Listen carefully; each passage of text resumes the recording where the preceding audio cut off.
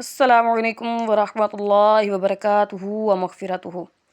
अल्हम्दुलिल्लाहि रब्बिल आलमीन वस्सलातु वस्सलामु अला सय्यिदिल अंबियाइ वल मुरसलीन अम्मा बअदु फ़अऊज़ु बिल्लाहि मिनश शैतानिर रजीम। बिस्मिल्लाहिर रहमानिर रहीम। आज का सबक है सबक नंबर 10। इस सबक को हिजे और रवां दोनों तरीक़ों से पढ़ें। हिजे का मायने होता है जैसे जोड़ करना, और रवां बग़ैर जोड़ के पढ़ना। यानी हम इस सबक में हिजे भी करेंगे यानी जोड़ भी पढ़ेंगे और इसको बग़ैर जोड़ के भी पढ़ेंगे। पॉइंट नंबर 2, इस सबक में पिछले तमाम असबाक यानी हरकत पहले आपको ये बता दूं कि असबाक क्या होते हैं। असबाक सबक की जमा है। हम जब पढ़ते हैं सबक नंबर 1, सबक नंबर 2, 3 ऐसे, उन तमाम सबकों को जब मिलाया जाता है, उर्दू में तो सबकों कहेंगे लेकिन अरबी में सबक की जमा असबाक होता है, इसलिए हम इसे असबाक पढ़ेंगे। यानी जितने भी हम पीछे असबाक पढ़ चुके हैं 9, उन 9 में जैसे कि हरकत सबक नंबर 3, तनवीन सबक नंबर 5, हरूफ मद्दा सबक नंबर 7, खड़ी हरकत सबक नंबर 8 और हरूफ लीन सबक नंबर 9, ये सारे जितने इनके असबाक हैं ये टोटल के टोटल इसमें आएंगे और इनका हमने ख़याल करके अदायगी करनी है, ताकि जब हरूफ मद्दा होगा, ये बात अपने जहनों में रख लीजिएगा, जब हरूफ मद्दा होगा तो इसको,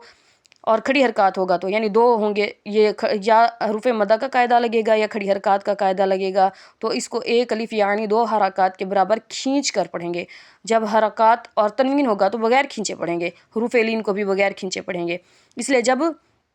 इनको हम कवायद देख लेंगे कि यहाँ पे कौन कौन सा कायदा लग रहा है, तो उसको कायदे को समझने की हमारे पास सबसे बड़ी वजह ये होगी कि हम उस कायदे को पूरी तरह से पढ़ सकेंगे कि इस कायदे को हमने कैसे अप्लाई करना है इस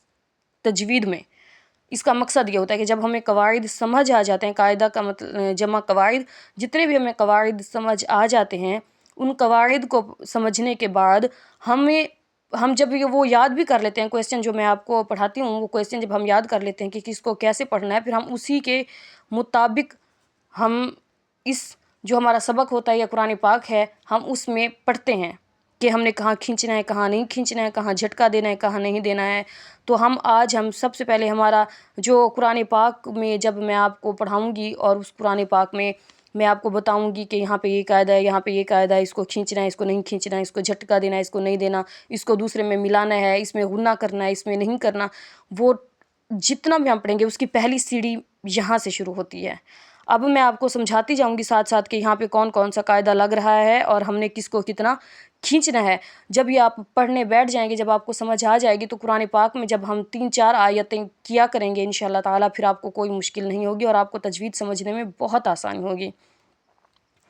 अब आते हैं सबक पॉइंट नंबर 3 पर। इन तमाम कवायद की अदायगी और पहचान की पुख्तगी के साथ साथ, यानी ये जितने भी कवायद हैं इनको हमने याद भी करना है, पुख्ता करना है अपने ज़हनों में कि कौन सा कायदा कैसे हमें अपने अप्लाई करना है कुरान पाक में। और सबसे बड़ी बात है कि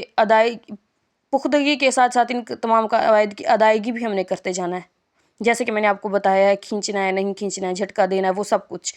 के साथ साथ सेहत लफ्ज़ी का ख़ास ख्याल रखें, बिलखसूस हरूफ मुस्तादिया।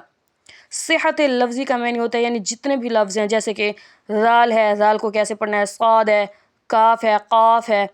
फ़ा है, मीम है, जितने भी हरूफ हैं उसकी जो लफ्ज़ है ना, सेहत लफ्ज़ी कहते हैं, वो लफ्ज़ों को हमने किस तरह से अदा करना है मखारिज के साथ, उसकी भी हमने पुख्तगी का ख़ास ख्याल रखना है। फिर हिजे करते वक्त इस बात का ख्याल रखें कि हर हर्फ को पिछले हरूफ से मिलाते जाएं। अब ये मैं आपको यहाँ समझा देती हूँ, ये वाला पॉइंट। सबसे पहले हम पढ़ते हैं यहाँ से, क़ाला है, ये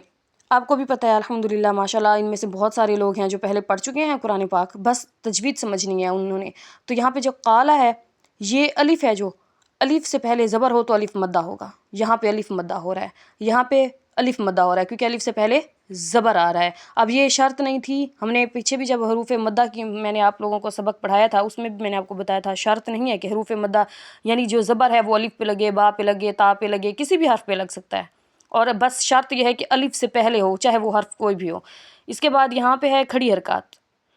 यहाँ पे खड़ा ज़बर है, इसको खड़ी हरकत कहेंगे, और यहाँ पे अलिफ मद्दा है, अलिफ से पहले ज़बर है तो फिर अलिफ मद्दा आ गया है। उसके बाद फिर यहाँ पे खड़ी हरकत है, اس کے بعد پھر یہاں پہ الف مدہ، الف سے پہلے زبر ہے، الف مدہ یہاں پہ واو ساکن ہے، واو ساکن سے پہلے پیش، اور میں نے آپ کو بتایا تھا کہ واو ساکن سے پہلے کوئی بھی حرف آ سکتا ہے، لازمی نہیں ہے با تا سا، کوئی بھی الف سے یا تک کوئی بھی حرف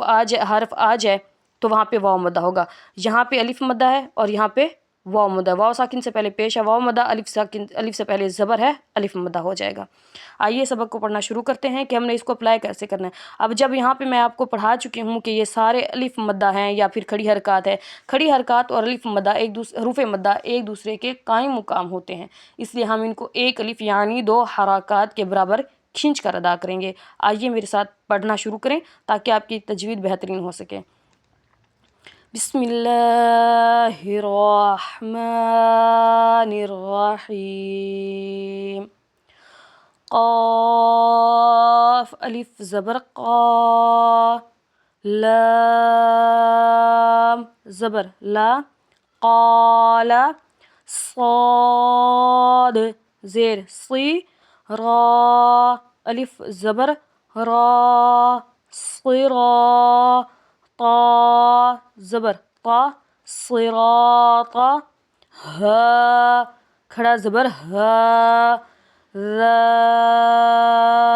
الف زبر ذا، ہا ذا، کیونکہ یہ بھی کھڑی حرکات ہے، یہ الف مدہ ہے اس لیے دونوں کو برابر برابر کھینچیں گے۔ ذال کھڑا زبر ذا، لام زیر لی، ذالی، کاف زبر کا، ذالکا، کاف الف زبر کا، نون واو پیش نو، کانو، قاف الف زبر قا، لام واو پیش لو، قالو۔ آج اتنا سمجھایا، کل انشاءاللہ تعالی مزید ہم آگے پڑھیں گے، اور آپ نے اپنے قواعد کو جو میں نے کویسچن